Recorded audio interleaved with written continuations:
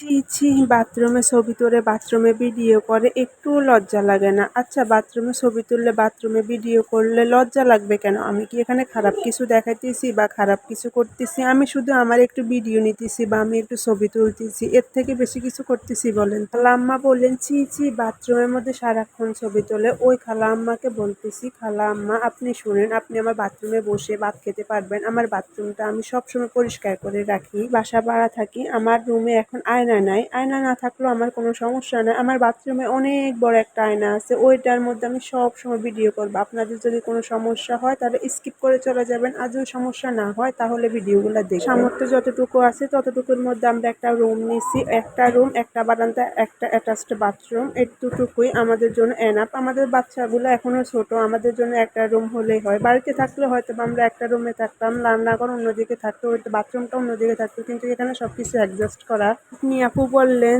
যে এতটুকু রুম, এত ছোট রুমে কিভাবে থাকে হিবিজিবি ভাবে। ওই বাপুকে বলতেছি আপনি কত লাখ টাকা দামের ফ্ল্যাটে থাকেন, অবশ্যই ভিডিও করে ছাড়বেন, আমি দেখব। ফেক আইডি দিয়ে দেখেন কেন, আসল আইডি দিয়ে দেখান বা ভিডিও করে ছাড়েন, তাহলে তো হয়। যে দেখেন আমার বাথরুমটা পরিষ্কার আছে কি নাই। এই যে দেখেন আমি এখন বাথরুমটা আপনাদেরকে দেখাবো হালকা একটু। এই যে দেখেন আমার বাথরুমটা পরিষ্কার আছে কি নাই। দেখেন বাথরুমটা সুন্দর করে পরিষ্কার করা আছে। আর এখানে আমাকে দেখবেন, আমাকে কেমন লাগতেছে ওইটাও কমেন্ট করে জানাবেন। এমনিতে তো আমি সুন্দরী আপা, আমি নিজেকে সবসময় সুন্দর বলি, নিজেকে অসুন্দর কখনো বলি না। আল্লাহ তাআলা যেহেতু আমাকে বানিয়েছে, সুন্দর করে বানিয়েছে, খারাপভাবে বানায় নাই। আমাকে যেরকম বানাইছে আমি শুকর আলহামদুলিল্লাহ। আমি নিজেকে নিজে সবসময় বলি আমি সুন্দর।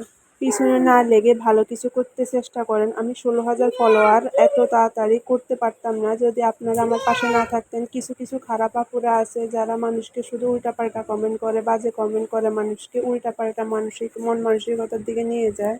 আমি আপনাদের ভাইয়াকে বলছি আমাকে একটা আয়না কিনে দেওয়ার জন্য। আপনাদের ভাইয়া বলে ভাড়া বাসার মধ্যে আর কত কি কিনবো বলেন। আমার জ্ঞান ফ্যানেতে আপনাদের ভাইয়া খাট কিনলো, ওয়ার্ডরোব কিনলো, সব কিছু কিনলো, ফ্রিজও কিনলো। আর কি কিনবা আমাকে বলতেছে ভাড়া বাসার মধ্যে। আমার জামাই বেশি কিছু কিনতে চাইতেছে না, তার কারণ হচ্ছে যে কোনো টাইমে আমরা বাড়িতে চলে যেতে পারি, যে কোনো টাইমে। আপনাদের ভাইয়া যখন বিদেশ চলে যাবে আমরা তো আর এখানে থাকবো না। একা একা তো আমরা 3 জন থাকতে পারবো না, মা মেয়ে 3 জন। আমি ভিডিওটা করতেছি আর প্রচুর আকারে বাতাস হইতেছে, একদম চারদিক অন্ধকার হয়ে গেছে। এখনো কিন্তু মাগরিবের আজান দেয় নাই, তারপর চারদিক অন্ধকার হয়ে গেছে, প্রচুর আকারে বাতাস হইতেছে। আমার তো অনেক ভালো লাগতেছে এই ওয়েদারে, অনেক কিছুই ভালো লাগে। বসে বসে যদি 1 কাপ চা খেতে পারতাম অনেক ভালো লাগতো। অনেক কিছু বলে ফেলছি, আমার যদি কোনো ভুল ত্রুটি থাকে অবশ্যই ক্ষমার দৃষ্টিতে দেখবেন। আসলে অনেক আপুদের জ্বালা যন্ত্রণা, আমি কেন এত ছোট রুমে থাকি, এত ছোট রুম কেন, আমার রুমে আয়না নাই কেন, এসে আরো অনেক কথা তাদের। এ পর্যন্ত আল্লাহ হাফেজ, ভালো থাকবেন সবাই, আমার জন্য দোয়া করবেন আর আপনাদের জন্য দোয়া ও ভালোবাসা রইল।